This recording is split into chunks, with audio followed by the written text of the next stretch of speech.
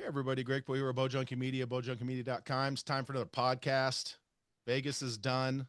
No, I'm not recovered. No, I don't think the winners are recovered. But Vegas was a huge success. The whole venue, like I've said the last couple days, I'll be doing a podcast about kind of my 2026 Vegas in review. But let's go ahead and get this podcast started today. I'm pretty excited about this one. I'm not going to lie. I mean, I get excited about all of them. And for those of you that have been following, I don't have conversations with people I don't want to talk to. I mean, call it what you want. But today's guest, I'm pretty excited about. When she won the 2026 Vegas Championship young adult division, non-sex specific. When she won that against the He's, I was like, yeah, she is her. She is her. And so since she agreed to do the podcast, I've been putting out some little feelers just to kind of, get a little bit of idea of what kind of kid this was. And I just got to tell you, there was nobody that I asked that didn't have rave reviews about this young lady. And then they said she was a good shooter. And so super big props to her parents for raising a kid that is already impressing everyone with her sportsmanship, her character. And then, yes, 120 X's in indoor nationals, 899 at Vegas. She's crushing at the ASA. She won the scholarship last year in 2025. Like, let's just, like, she is her.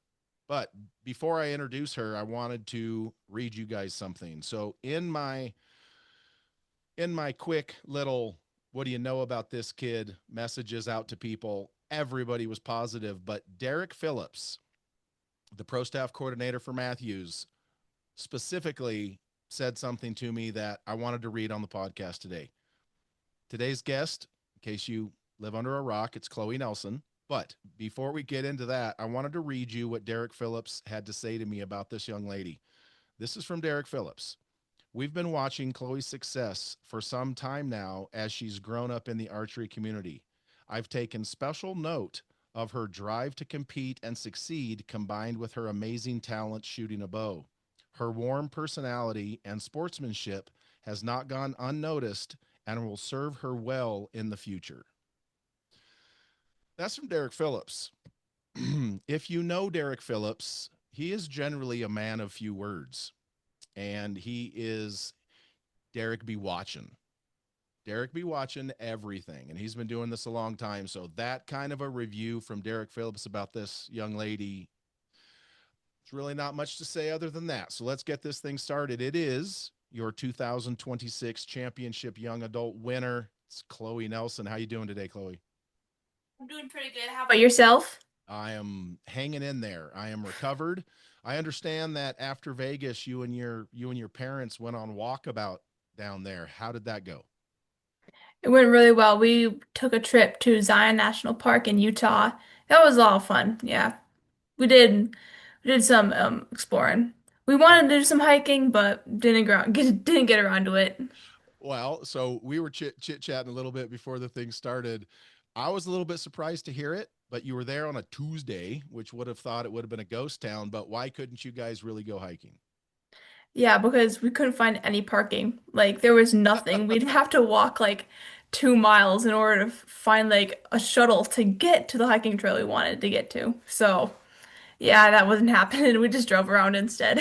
All right. Well, hopefully it was. I've heard great things about Zion National Park, so hopefully it was at least worth the drive. It was beautiful, yeah. Awesome. So let's jump into this. First of all, congratulations. Has it truly hit home for you yet that you won the 2026 Vegas shoot? Honestly, not really. I've experienced this like a few times, but right after I finished Vegas, I was like, holy crap, what just happened? And then like for a day or so afterward, I had this like emotional depression almost. I was just like, I was kind of sad, kind of out of it for like the entire day, and I would figure, hey, I just won Vegas. I shouldn't be feeling this way, but no, that I just fell out of it. Now I'm out of that stage now, and it still really hasn't hit me yet. I don't know. I don't know if it's gonna or what's gonna happen, but not yet. Yeah, well, I mean, it's interesting you mentioned that because I was talking to Mike Slosher yesterday, and him and I talked about that emotional dump, the emotional dump of winning something that monumental, and then there's like that crash afterwards, the emotional, like Mike said, he didn't get up early the next, he literally took naps in the middle of the day, and then he's like, all right, so I'm starting to feel a little bit better now. So do you think that it was just that emotional drain of winning the event, or what was it you think that that was about? Yeah, 100%. Definitely that emotional drain, like you just mentioned. I slept in for a long time, and I wanted to sleep in more, but we had to catch a rental car, and I almost fell asleep in the car too. Almost fell asleep in the hotel room at night. It was definitely a tiring day. Right. So that's, I mean, that is part of what winning at that level really does. And I mean, Mike Slosher's won it 3 times, and if he's not used to it, I guess that's just going to be part of the game. So let's get into this. Obviously, folks are probably not. Those of us in the industry have been seeing you come up in the game, but for those that might not know who you are, just talk a little bit about, where you live, what clubs you go to, your local shop, kind of how old you are, and we'll just get into this. Yeah, so I'm from West Bend, Wisconsin, and I'm 16 years old. I've been shooting for almost 9 years now. I started when I was 7, the summer of when I was 7. And I started at like a YMCA center. I don't know if y'all know what that is, but it's just a place to get started in sports. And I went to a local archer shop to pick up a first bow I had, Wicked Archery in Richfield, Wisconsin. Ever since then, I've joined the S3DA team that formed there, and I've got a lot of equipment help from like the guys that work there, Billy, Wyatt, and I really appreciate that help. And Awesome. of course, my dad, he's my coach and the best coach I could ever ask for. He's helped me with a lot of stuff, a lot of equipment, a lot of mental game, and like a lot of like just forming sportsmanship skills and just social skills and whatnot. Well, it's working. And so for those of you that are listening to just the audio, you won't be able to consume this, but as I look over Chloe's left and right shoulders, I see a lot of hardware. So you have been winning and collecting trophies and buckles and such there for not just right now. And so when did you, and I would assume at this point, Chloe, I will assume for the sake of argument, you understand that you're kind of good at this. And so when did you realize, or when did your dad maybe realize, whoa, no, she can do this? Yeah, so I actually started competing at a national level when I was maybe 9, 8 or 9. No, probably 9, probably 9. And my first national tournament was going to be NFA Indoor Nationals in 2020, but that got shut down by COVID. So I was pretty disappointed by that. But I feel like that gave me a kind of a drive to go to these national tournaments, to compete more, to see what I can do. And I went to I think it was the National Roundup in Yankton later that year, and I believe I won that, and that's kind of what started this all. And ever since then, I was like, hey, I really like doing this. I like competing. I like pushing myself. I like feeling those nerves and shooting through them, and I like trying to get better. I don't like it actually. I love it, but yeah, it's Well, just it's been a really cool journey for me. winning doesn't suck. Like, No. I mean, let's just put it out there. Winning doesn't suck. I mean, losing, you can always learn something. You can learn something from losing and winning, but learning something when you win is better than learning something when you lose. So, Yeah, for sure. Yeah. so when, I mean, obviously you started at a young age, you started having success immediately. Give me a little family history here. Is your dad an archer athlete? Your mom an archer athlete? Do you have brothers and sisters? Like what? Because it seems to me like I'll put it this way: if you lived in North Korea, they would have snatched you up and put you into the program right away because obviously you had that potential early. So where do you think that comes from? Yeah, so I actually started by watching the Disney movie Brave. My family was non-archery before that, and I'm like, hey, I Okay. just want to try to pick up a bow and see if I can shoot like her, you know? Um, After that, I joined the S3A club, as I mentioned earlier, and I just started competing and whatnot. And my parents are like, hey, that looks like a lot of fun. So they actually got bows a few years after I did. Nice. And sadly, they don't shoot much anymore. I think my dad's a little busy with me. But yeah, and then I do have a younger sister. She did shoot for a little bit. Um she doesn't anymore. She just wasn't really her thing, and I don't blame her. Who wants to do what their older sister does? But yeah. Yeah, she's my best friend. Oh, that's awesome. That's awesome. Now when it comes to equipment, does who helps you tune bows and how have you because yes, folks, all the equipment out there is good. All the equipment, the people that are shooting them on the podium is really, really good. And yes, they're better archers than most people, but having a bow and arrows that are tuned is kind of part of it. And so, how did you get to the point where you are shooting? Like, I pulled up your record there at the ASA, and it's like first, first, first, second, first, 120 X's in Vegas, 899s in Vegas, or excuse me, 120 X's in the internationals, 120 X's in Vegas would be pretty good. Yeah, Um, yeah. you know, 899s in Vegas, that doesn't happen with a bow that is not ready to go. So, how are you getting your equipment to the point where you're able to perform like this? Yeah, so one of the big things I do is when I'm like getting a new string on my bow, I adjust the D-loop height to make sure like so I do this test. I pull back in my back wall, and if my dot rises or falls, I'll like adjust the D-loop a little bit until it sits right in the middle when I pull back really hard. And I actually don't pull back usually that hard when I shoot. I barely pull back at all, but it's just a test to see when I do pull back, where does the pin go? You're doing that Yes. and you're 16? Yeah. Where where where you learn that, girl? My dad, it was his idea. That's exactly what you do. I'm only asking because that's exactly the thing you do. Like that is 100% the very first thing you do. Yeah. So did your dad watch like if your dad's not an archer, that's not just a normal like where did he pick that up? Because it sounds to me like you're already way ahead of the curve. What's going on here? Am I being punked? Well, so he's done a lot of research, of course. He really gives it all for me, and I cannot express how much I appreciate that. And Wow. then we've also got a lot of help from our good friend Billy, who works at Wicked Archery, the shop I go to. Okay. And he gives us a lot of great advice, and I definitely would not be here without him either.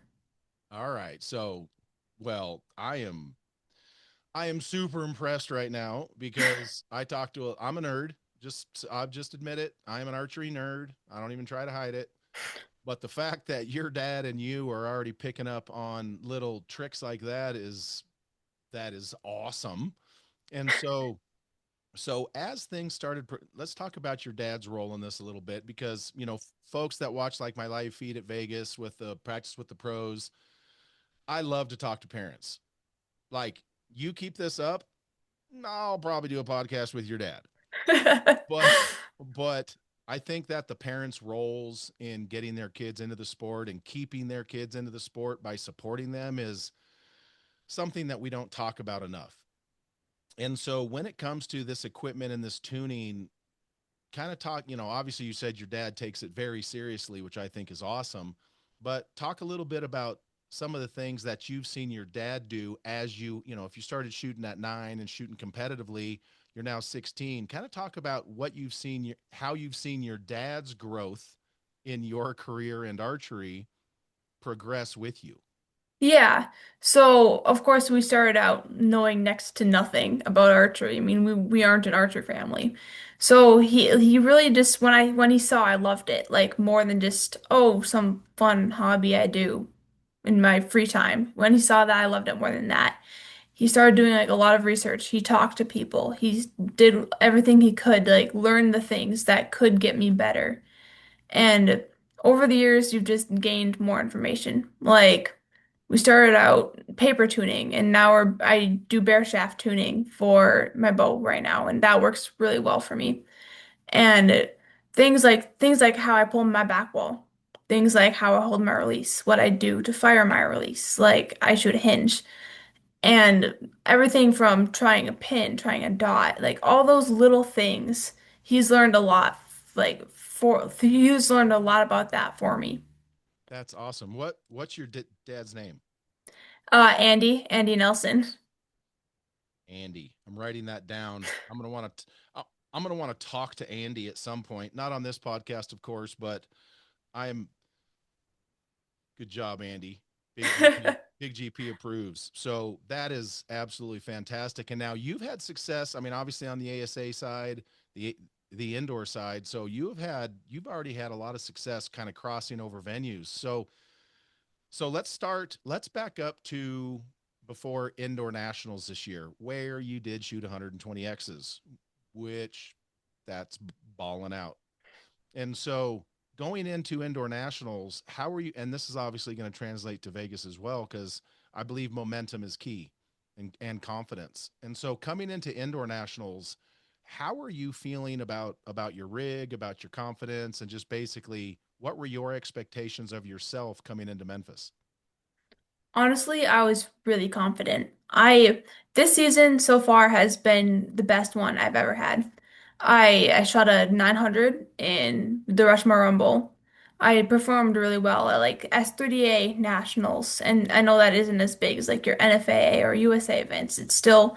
Still, I was really happy with that. And then I shot pretty well at USA, but I used smaller arrow shafts. I shoot the Easton X27s. Usually I shot my super drives for those, super drive 23s for those. Okay. But still, I was feeling really strong and confident, like confident more than anything. I was like, heck yeah, I've had a great season. I'm gonna keep it going. Let's shoot those 120Xs. Absolutely. And so kind of walk us through, because everybody has a process, not just a process of how they draw the bow and anchor, but a mental process. So in in Memphis specifically, because and we will get into this, Khloe, make no doubt about it. You aren't going to be in the youth forever, and so we're going to get into when you jump up there, because there was 5 girls that shot 900s this year, and so you're going to be in that crowd here relatively soon, I'm sure. So talk about your mental process specifically in Memphis when, yes, the 120 X's is the goal. You shoot 60 the first day, but let's fast forward to that second day when you're getting down to it and you're like, the 120 X's can happen, or whatever you say in your head. Talk us through how you process your own emotions, nerves, whatever, when it comes down to finishing that 120X in Memphis. Yeah, so I do like a range of like almost like physical exercises to calm myself down. Like I like yawning, just taking deep breaths, just like focusing in on like the target I'm shooting and nothing else. So those are some things I do to like kind of like stay calm, I guess. And like on the more mental side, it's honestly mostly confidence. I came into that weekend saying, "Hey, I can do it. I've barely dropped any points my season so far, my tournament season so far. I can shoot these 120 arrows and hit X's. I done really well in practice up until this point. I can do it. I know I can, and I will do it." And that's like something I was thinking, just like having no doubt in my mind really got me through there. Um, this message is specifically for the women's pro division in however many years in the future. This girl's going to be a problem. This girl's going to be a problem. Problem. Paige, the rest of you, Paige Pierce loves you, by the way. Uh, this girl's going to be a problem, people. She's got her mental and her problem. So when you shot that last arrow for the 120X, what went through your head? Same thing as the 119 arrows before it. Just roll through the shot and in the middle. Fire. Okay. Okay. You are on another level already. So this is going to be fun. Okay.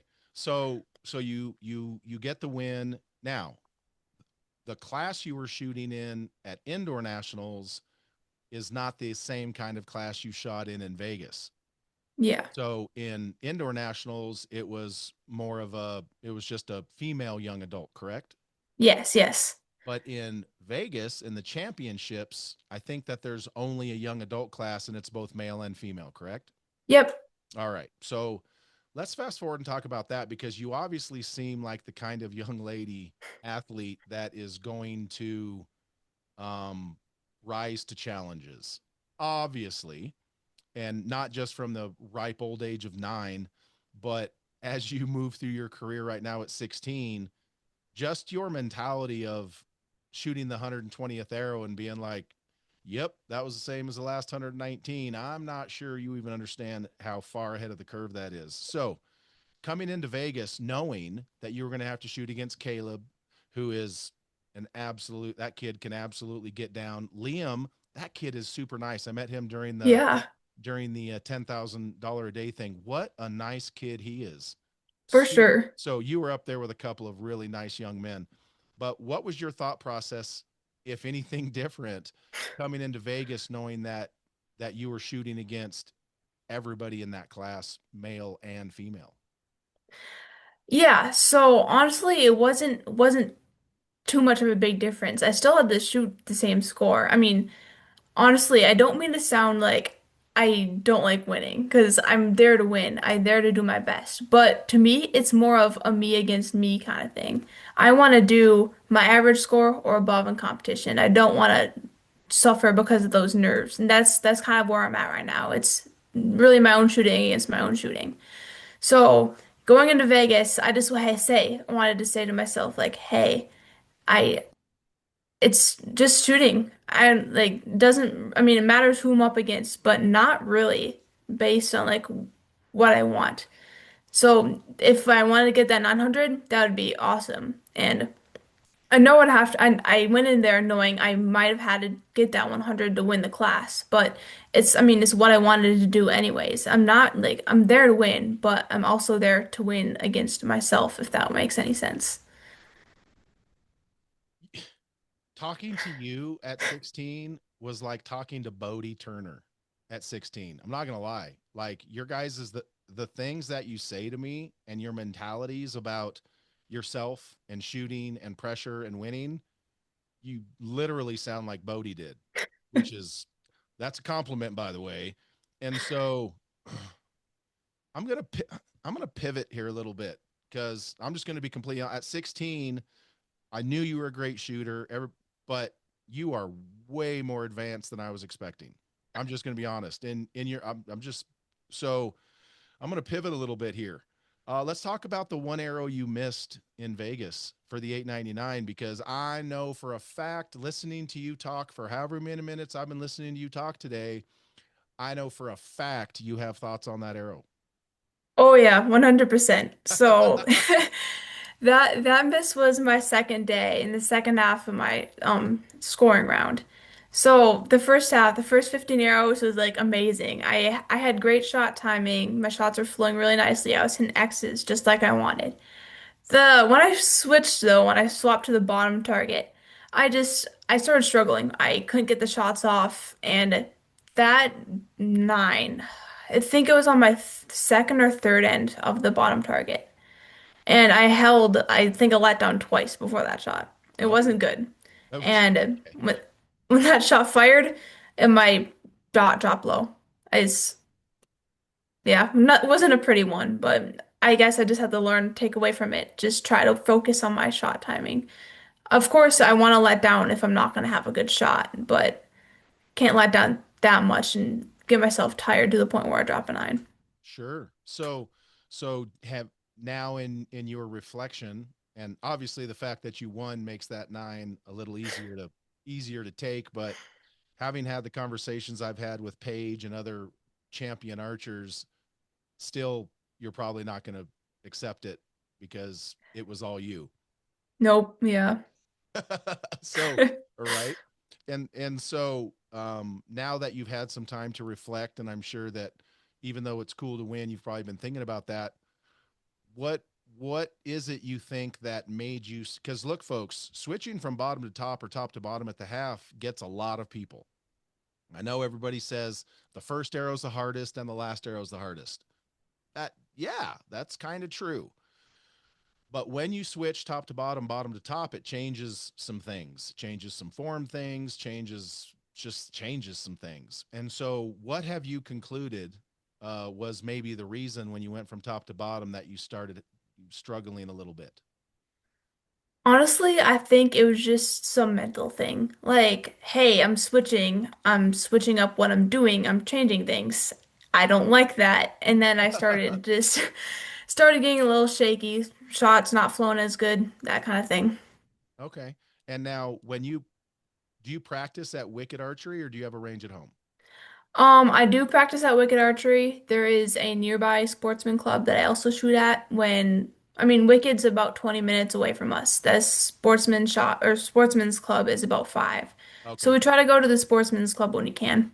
Okay. And so when you're practicing for indoors, do you intentionally move top to bottom, bottom to top to simulate that scenario? I actually do not. Maybe I should start doing that. Oh, oh, sinner, sinner. No, I'm just kidding. No. And so, but so that's the reason for that question is, I mean, we've all experienced anyone that has shot a lot of indoors has literally experienced the top to bottom, bottom to top issue. And some people just prefer to start one or the other. And so, yeah, maybe mixing that into your routine when you practice would help identify it. And so you didn't see or you didn't feel any different form issues or alignment issues going to the bottom. You just think that mentally you just got a little scrambled there for a minute. Yeah, I think it was completely mental. I mean, I felt the same. Same hold, same alignment, same anchors, just mentally. I think most of my issues, like recently, have been mental. Okay. Absolutely. Well, archery is a mental game. Anyone that says otherwise has never done it. And so let's fast forward to day 3. And so I mean, of course, on day 2, you realize that 900s are the 900s not going to be an issue. When you at the end of day 2, when you did drop the 1 point, did you think? And I didn't look back on it, but what was your thought process on winning the event at the end of day 2 after you dropped a point? Honestly, I think I could still do it. Something I do is I do not check scores like throughout the course of the tournament. So I had no idea where I was. I don't know if I was one of 3 people to clean it the first day or one of 20. Okay, So I didn't really know where I was, but I came in ending the first second day, I was still confident. I could have done it. I don't know how many years it's been since someone shot a 900s. Maybe Sawyer Sullivan. in the young adult, Yeah, in the young yeah, adult, it's yeah. it's been a few years. Yeah.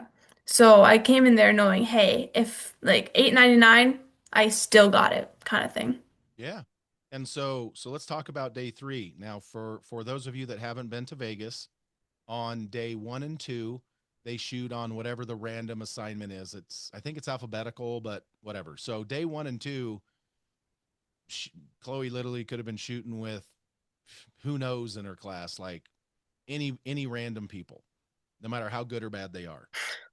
Day 3, that wasn't an insult. That's just what it is. So on day 3, however, she would have ended up on what we call the top bales. And so, depending on how many, there's 4 per bale. So, depending on how many 600s there were coming into day 3, at that point, the archers get flighted. And so, the top bale in her class is all the top scorers, and then the bales descending from them is the people that are below them. So, talk about kind of what was going through your head when you showed up on day 3 and you're starting your practice ends and you're seeing that I am on the top bale with these boys on day 3, and now it's time to do battle right in front of their faces. Yeah, honestly, I didn't think too much of it. I know these kids, they're gonna shoot really, really well. And I just gotta shoot my best too. That's all there is to it. Just try to shoot my best. Absolutely. I mean, dude, your mentality is impressive. And so, give us some insight. Like, obviously I can't cover everybody, but like for the top women's bales, they're generally, I don't want to say jovial, but it's serious, but it's not like don't speak serious. The top men's bales, little more serious than the women's top bales, at least at this year's event. But they still, they're not playing grab ass and you know doing, but they're talking, speaking. It's friendly. Yeah. The senior championship bales very friendly as well. So give us some insight on what the top championship young adult bales were like at Vegas as far as the the friendliness, the banter, any discussions, jokes, just kind of the Yeah. overall tone. Honestly, it was very friendly. I went into this class expecting it to be like serious. Like I expected the open pro to be like the championship pro. But no, everyone was like super nice. Like people next to me were shooting like 28, not 29 X's, and they were just having this great time. I was like, wow, this is really cool. I like this. So yeah, no, everyone was super friendly, and we were joking, talking, having a good time. I love it. I mean, yes, folks, archery is serious. Don't get me wrong. They're not at full draw cracking jokes. Like it's serious when it needs to be serious. But I just love the fact that, every class has their own little dynamics. And so whether it's the seniors or the women's or even the open men's, but the open's a little bit more serious, but that there is that sense of camaraderie. So I love that. And so at the end of day 3, and I know you said you never look at scores, but it had to dawn on you at some point at the end of day 3, why? Look at that. There's a bunch of us Yeah. tied. Talk Yeah. talk about that moment when you were like, "Oh, I'm going to be in a shoot off." It it didn't even really hit me until like right before the shoot off. I'm gonna be honest. I knew I was going in tied with four guys, and one of us would walk away, not even on the podium. And honestly, at that point, I was like, wow, being up here with these amazing shooters. I mean, like Caleb's won for the past 2 years. Like that's amazing. He's an amazing shooter. Right. And I saw Liam win the scholarship shoot a few days before. That's Like, what it was. It was the scholarship shoot where I met him, not the $10,000. Yeah, you're right. yeah. And I was like, holy crap, these guys can shoot. I'm honored to be shooting with them, against them on that stage. I'm honored to be on that stage in the first place and get that chance to win this thing.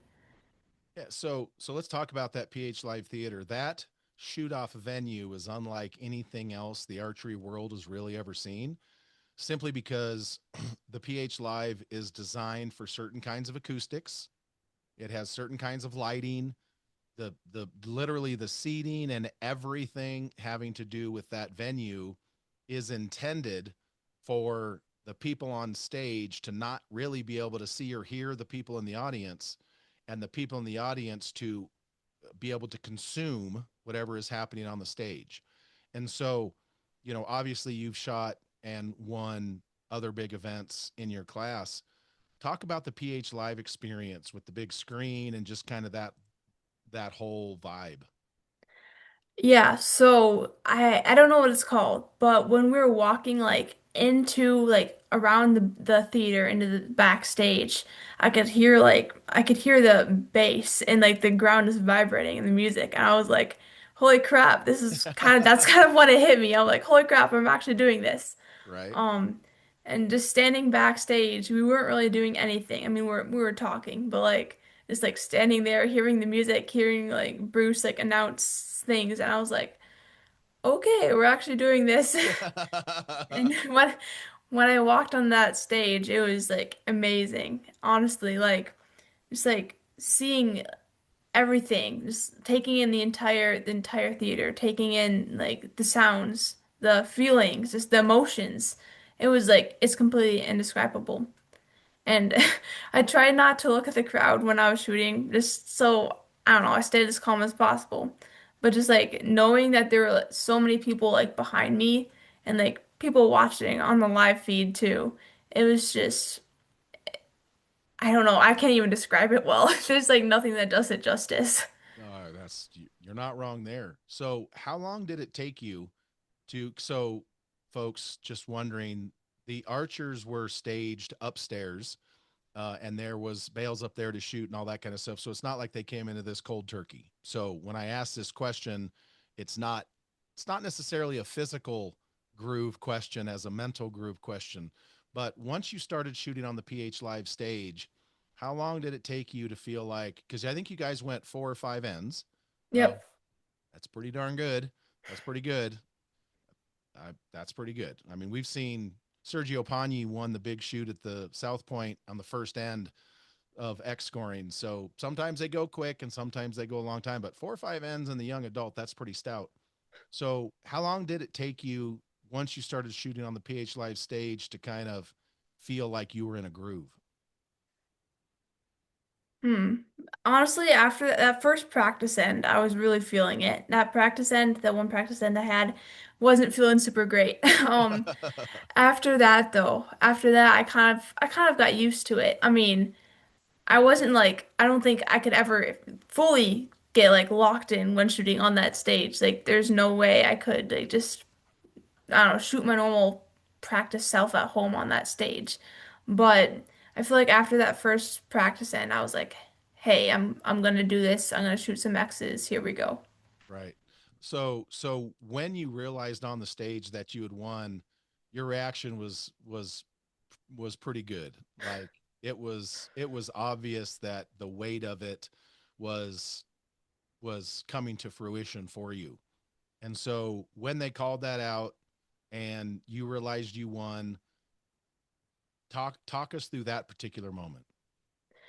Yeah, so after I fired my last arrow, I looked at my target and I saw three X's and I was like, nice, nice. And then I looked at Liam's and I'm like, oh wait, I actually think I just won this. And I was walking down and I was kind of numb. It's like so many emotions that I don't really feel anything, if that makes any sense. Sure, And that's then when they announced like that I had shot a 30, I was like, "Oh my gosh, I actually did it." And I went in like I'm not gonna say I wasn't expecting to win. I mean I was confident that I could, sure. but I really being up against those boys, anything could have happened. Like I had three good arrows when I needed it, and that's what got me the win. But just like being there, I'm like, holy crap, I just won it. Like it was so many feelings at once, like excitement, like a lot of like pride in my shooting and hey, I just did this. I beat some like insanely good boys and I don't know, nothing can take that away from me. Like that just that sense of pride, sense of happiness. Oh, for sure. Now, let's talk about how, and I know a win is a win, but not all wins are the same. And so kind of measure up what the win in Vegas feels like because you've already had a lot of success for your age at everything you've shot basically from scholarships to indoor nationals to ASAs like you're already crushing. But talk to us about what it means to win the Vegas shoot. It's the crown jewel of our entire sport. There is no other championship that measures up to the Vegas win, but talk about how that win felt versus some of your others. Yeah, so as a lot of you guys probably already know, the Vegas shoot for me is like it's on a different level. The nerves are insane. This is like the adrenaline is like so much different than like any other tournament you've experienced. And that and the combination of like I'm doing this sudden death shoot off against three amazing shooters and on this massive stage, thousands of people watching me. Like just that makes it so much different, so much of a bigger achievement than anything. It's just amazing. Amazing feeling. Yeah, so you're only 16, so technically you could still shoot in the young adult class. Are you gonna? I don't know quite yet. In the past, we my parents have been concerned that just concerned to make archery just make keep it fun for me. Um, and I I don't know what my future will look like with that. Honestly, I feel like I'm ready. I've done this kind of like the step in between pro and just normal young adult. And I feel like I'm ready to move up sometime. But I'm not sure when that will be. I guess it just depends on how I'm shooting like next year, the next year season. Okay. And so what grade school are you in right now? I'm a sophomore. Okay. So have you started thinking about college? Have you started thinking about what you're going to do after high school? What's your strategy there? Because that will obviously affect probably what class you're in as well. Oh yeah, for sure. Honestly, I don't really know what I'm gonna do for college yet. I don't have a specific college in mind. I am interested in like somewhere in the area of like sports medicine or sports psychology. I think that would be a really cool career path to follow. Again, don't really know what school I want to go to yet for that, but I'm kind of seeing what I like in my school. So I'm a virtual student. And I have like a bunch of different electives that I can take, like I think hundreds of them.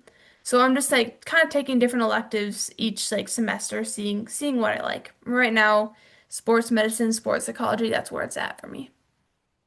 Well, just based on this conversation so far, I think sports psychology would most definitely welcome you into the fold because for a 16-year-old athlete, you are ahead of the curve. So that would be exciting. I do know you have like a $2,500 scholarship from 2025 that you won that you'll have in the queue.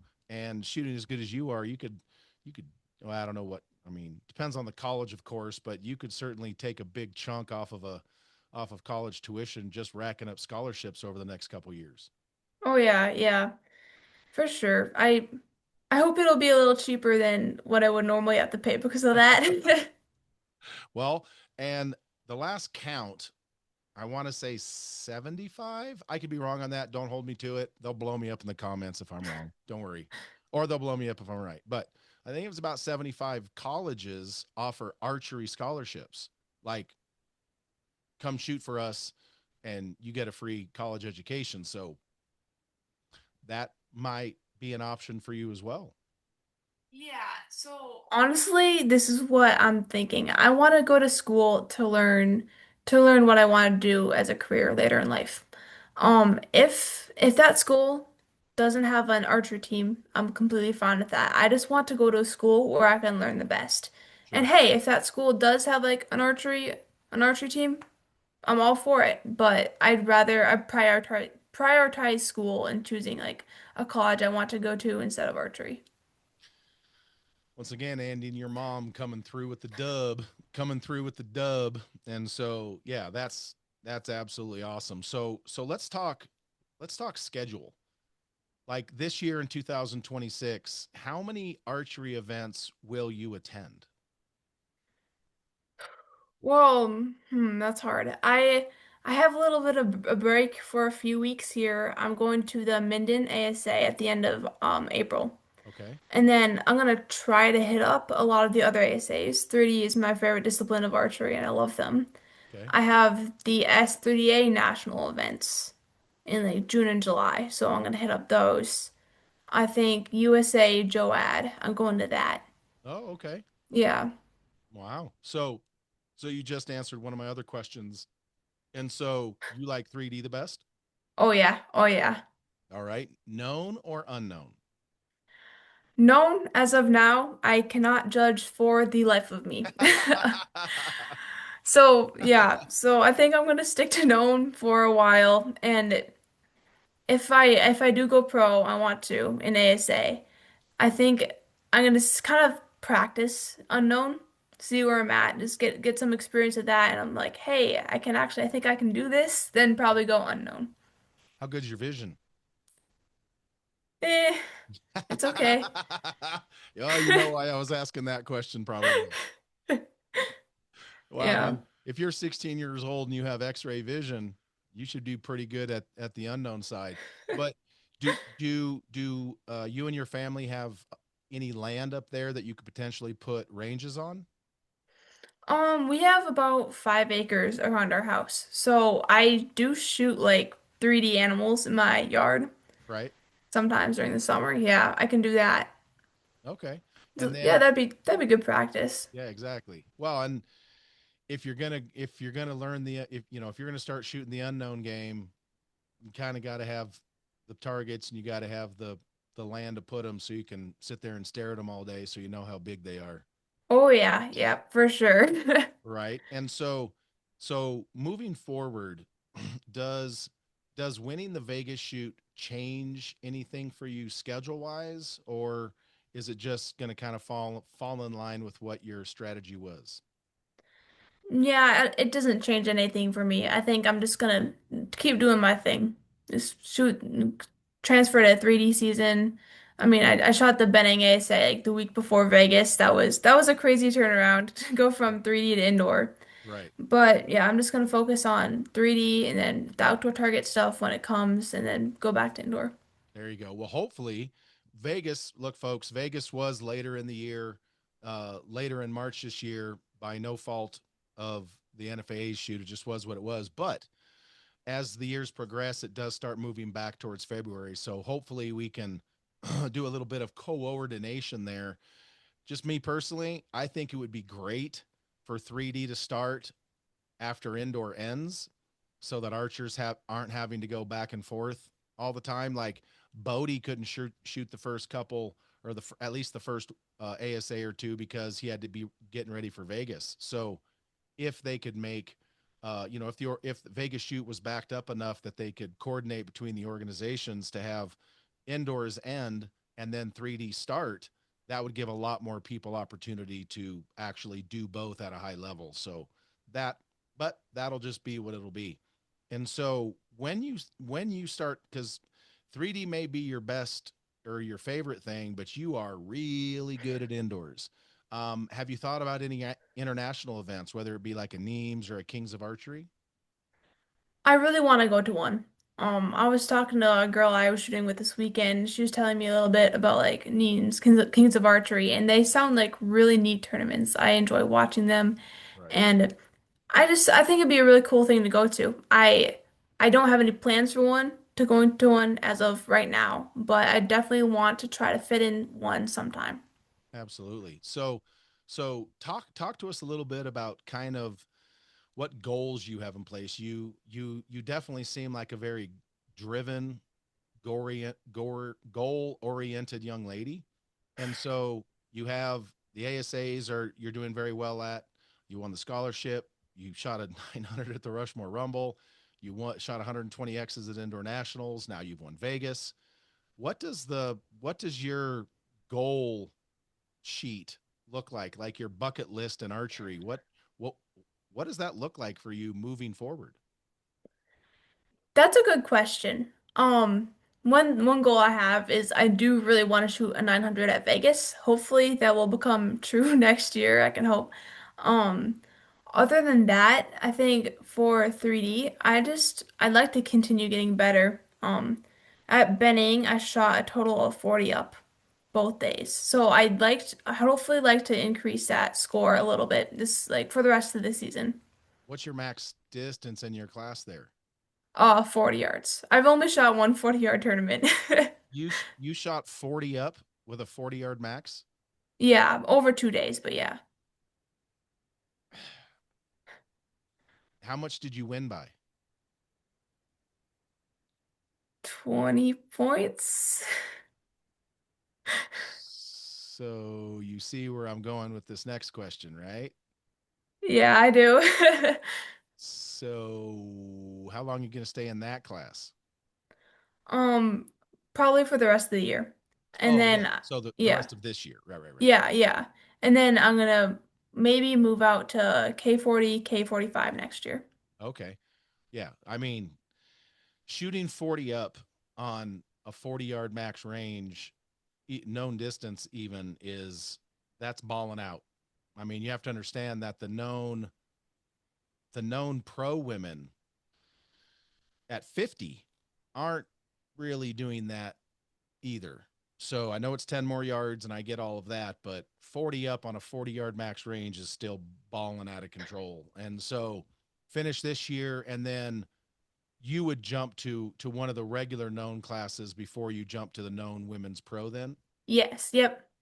Okay. Now is that just a familiarity with the game at that level issue, or is that just a continued learning? Because 40 up on a 40 up on a 40-yard max range, not really sure what else you have to learn about course management at that level, but what is it that would make you want to take those steps as opposed to just jumping right to the pro?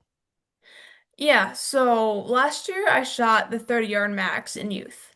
And that jump to 40 actually it kind of messed with me a little bit. I have to kind of get used to aiming at farther targets, like my aggressive safe strategy. Like at 30 I would always aim aggressive.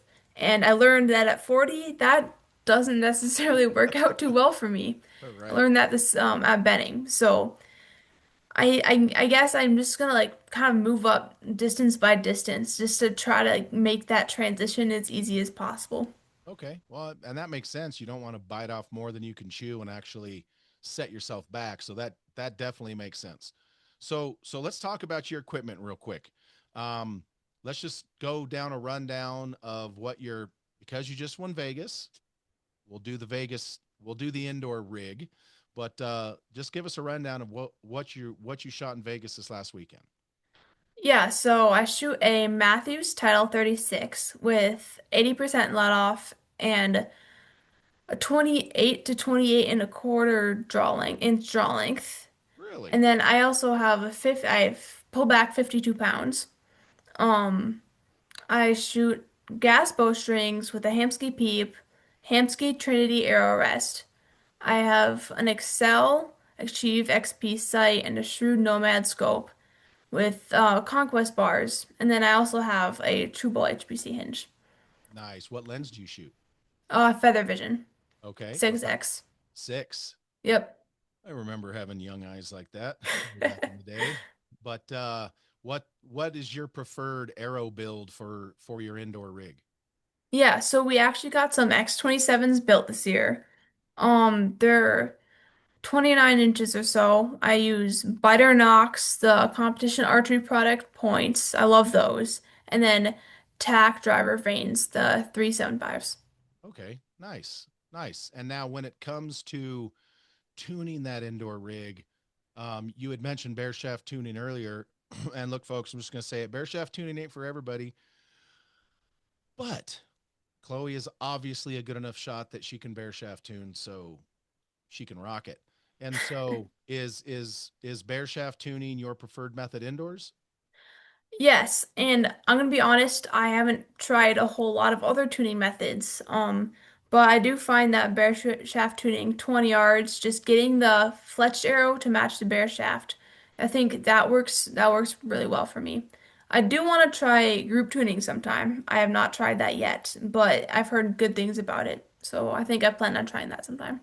Well, um, I hate to be the bearer of bad news, but when you win Vegas and you shoot 120 X's in indoor nationals and you shoot a 900 in the Rushmore Rumble and you win the scholarship last year and you do all the other things you've done, I, I mean, whatever you're doing might be working. I'm just throwing that. I'm just throwing that out there.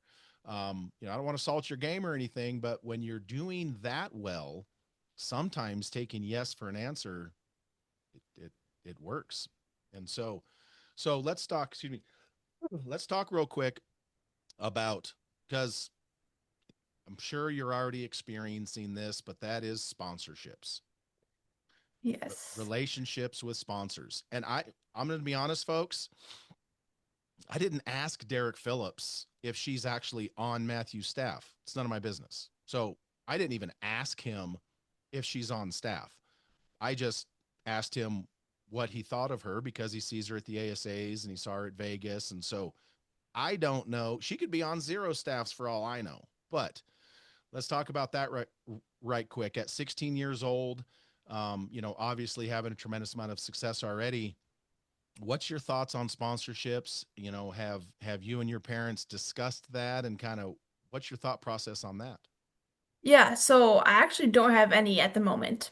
Um, In the past, I haven't really been looking for any just because, especially my parents were worried it would turn into more of a job other Okay. than like rather than something fun that I do. Right. So that's why we've avoided it in the past. But more recently, we're just like letting the relationships come more naturally, and we're not seeking anything out right now. Okay. Once again, and I hate to make the comparison. I don't hate it because it's true. Bodie Turner, when he won Vegas at 15 in a day, and for the next year and a half, or he didn't have sponsorships either. So I don't think that I don't think that that's a bad way to go. I think that it helps you grow, helps you learn. I mean, obviously you're shooting the Matthews bow really good. So, I mean, yeah, hello. But I think that that's a very wise way to go about doing it. I think a lot of people just rush into it just to rush into it because they think it's cool. And I guess, yeah, it's cool to a certain point, but at the level that you are obviously going to be at, um, I think that's a very wise decision. So let's talk real quick since you are so good at 3D as well. Let's talk about your 3D rig for this upcoming ASA. What does that look like?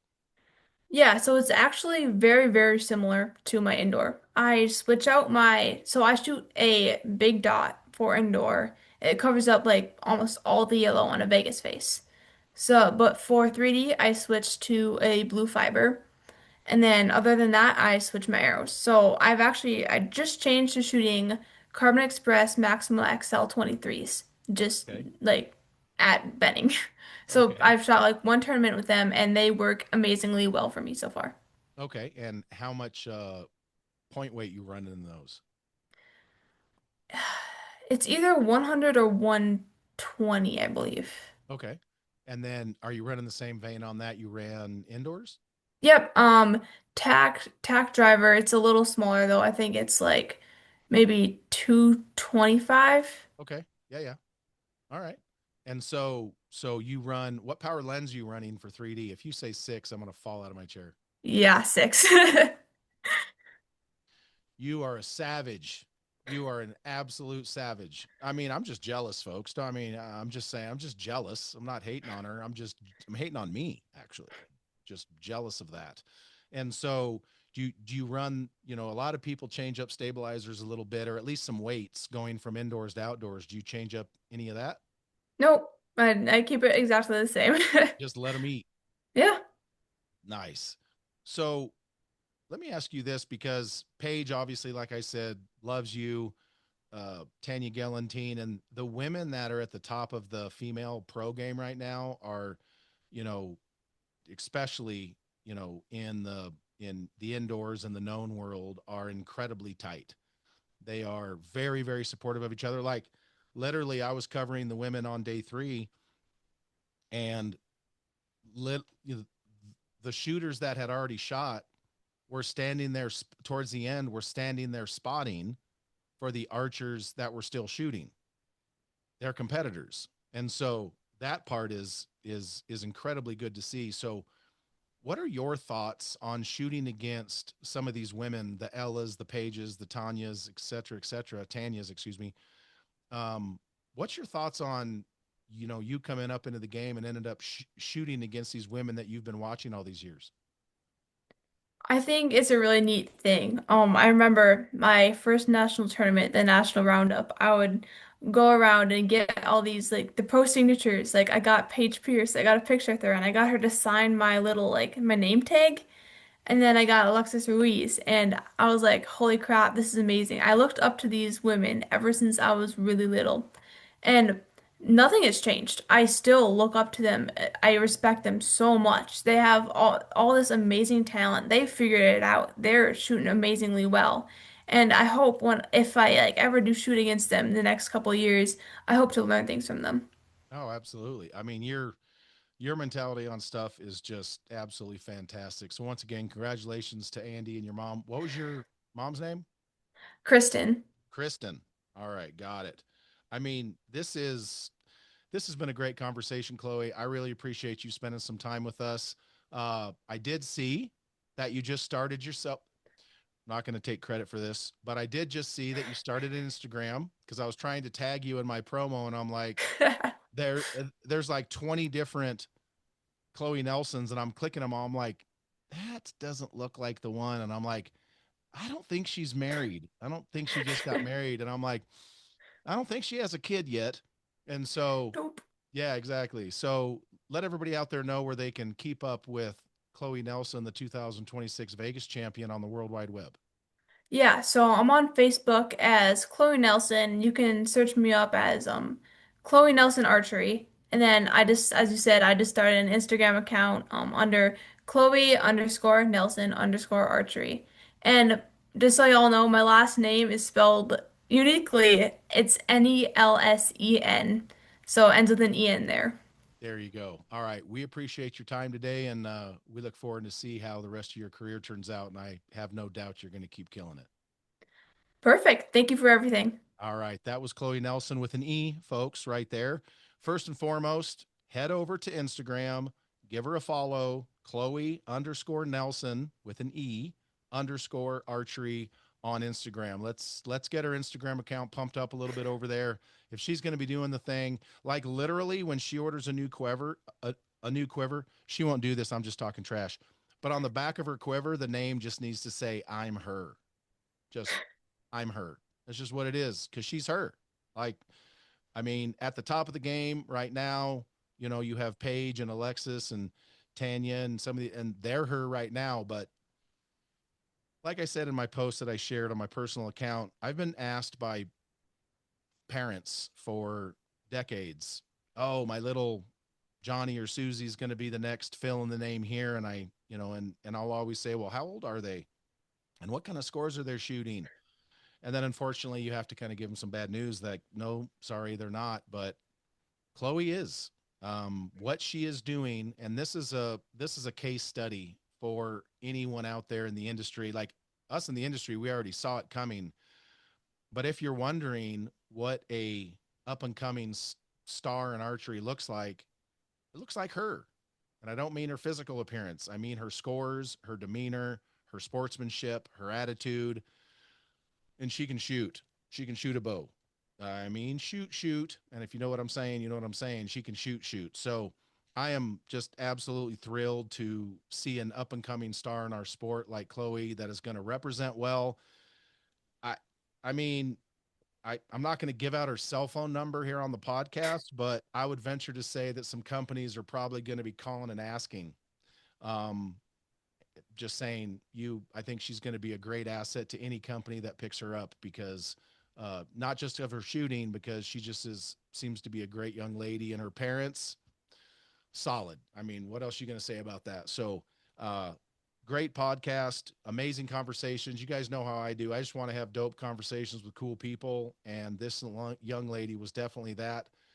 I look forward to meeting her in person. I mean, I met her in person, but like not right after she won in the middle of the Vegas. Like, I look forward to just seeing her and her parents, Andy and Kristen, at an event so we can like, her light just turned off. I love it. Anyway, yeah, that was pretty good. The look on her face was even better. She was mortified for just like a split second. It was great. But anyway, appreciate her time today. Great conversation, and keep your eyes out for Chloe Nelsen because I don't think she's going anywhere. So that's going to be it for the podcast today. Thank you all for tuning in. Thank you all for supporting the Bow Junkie efforts down in Vegas. Bruce Cole put out the call for help, and we responded. And by we, I mean all of us, not just me, all of you that supported, liked, commented, shared everything that we did in Vegas went over extremely well. So it was a fantastic event. I will be doing a recap podcast of my own, but that's going to be it for this. Remember, head over to Instagram, Chloe_Nelsen with an E underscore archery. Let's pump up those numbers. Oh, by the way, personal note, she told me she started an Instagram account, and I rushed over there to be number one, and I wasn't number two. I was only her number two follower because of her mom. So I can't really complain about that. I did my best to be her first follower, but I'll just have to take the runner up. So that's just is what it is. But for everybody out there doing stuff this weekend, please drive safe. Be safe this weekend. Don't do dumb things. Don't just put on your seatbelt, put on whatever you're doing. Just be safe out there. You guys know the drill. We want to hear from you, not about you. And as always, everybody, love, peace, and chicken grease.